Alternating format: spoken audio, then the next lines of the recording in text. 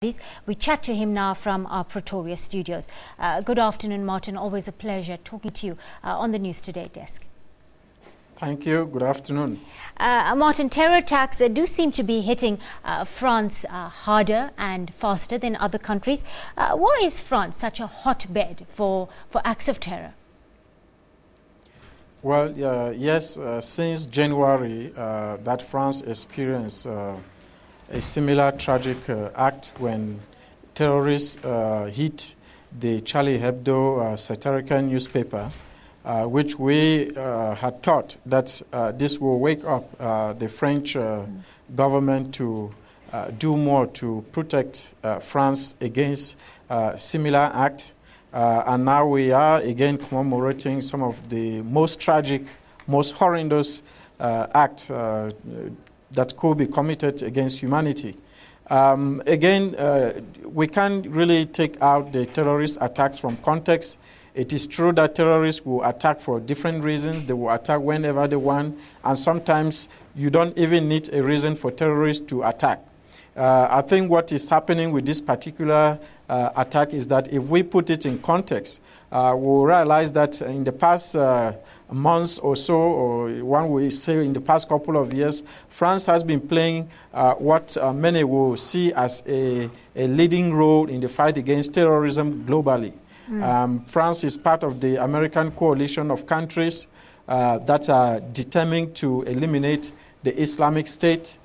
France is supporting countries in the Lake Chad Basin who are determined to eliminate Boko Haram. France is also in Mali, where they are leading a campaign to eliminate the Islamists who almost took over that country. We also have France participated in a number of counter-terrorism activities in North Africa and continue to play an important role. Yes, so Martin, with all of these activities, we know that these terrorists will really want to hit France because revenge is part of the terrorist ideology. Yes, Martin, on that note, we're interested to know how these attacks will impact on the poorer areas of Paris or wider France, where many North Africans live. Now, we saw these sections of French society, they rose up in disgruntlement about a decade ago over their marginalization and exclusion from wider French society. Now, we'd like to know to what extent will these attacks act as a catalyst for heightened divisions? Yes, I think the catalyst has always been there. You've mentioned some of the incidents which actually aggravated the sentiment of marginalization felt by most Muslims who are living in France. You will recall the January attack that I mentioned actually added salt to injuries. That we now found more Muslims who felt an extra, pressure because of the attacks in France in January, because many French, the ordinary people, maybe not the government, still saw this to be some sort of a Muslim orchestrated people who believe in Islam. So you can look at it from the government perspective, and you see that the government was actually trying to promote unity, but on the ground with people, the perception is that Muslims are those who are behind these attacks, attacking innocent people. Yes. It is horrible, and we can expect that this same attack is even going to aggravate, particularly given the scale of it, that it's going to put a lot more pressure on Muslims living in France and in Europe as a whole. To feel that, they are being blamed for these attacks, they are being seen as the perpetrators, even though I think I just heard the president of the NDC condemn these attacks in the strongest possible terms.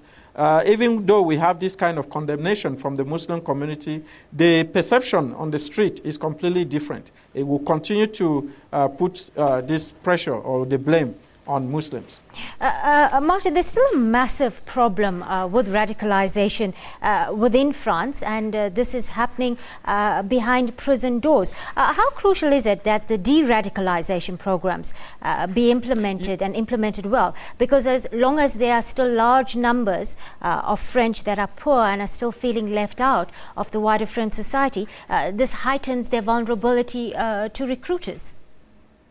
Absolutely. Radicalization is a key for what is going on now in France. There is what I see as a vicious circle that, you know, when the government takes certain policies or when people begin to feel that they begin to have that feeling of marginalization, what happens is that many of them tend to these very extremist groups, or they tend to adopt these very intolerant policies, which led them to commit horrible acts, including criminal acts of this nature.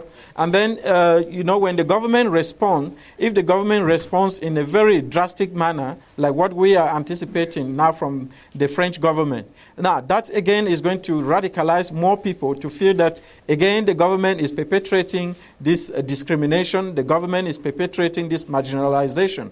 And, you know, when you are living in Europe, it's like living in America. There is always what you feel as the dream. You went there for a purpose. You went there to also participate, to partake in whatever cake is going on. And when you begin to feel that people don't want you to actually be fully integrated because you are different, because you speak a different language, because you worship a different God, or to put it like that, then, you know, you begin to feel really isolated. And that's isolation or marginalization tends to influence you to adopt certain very drastic measures, because people become so disgruntled that they want to pursue whatever act in order to get back at the system. Martin Yue, thank you for your time on the News Today desk. He's with the Institute of Security Studies. Well, time to see what the temperature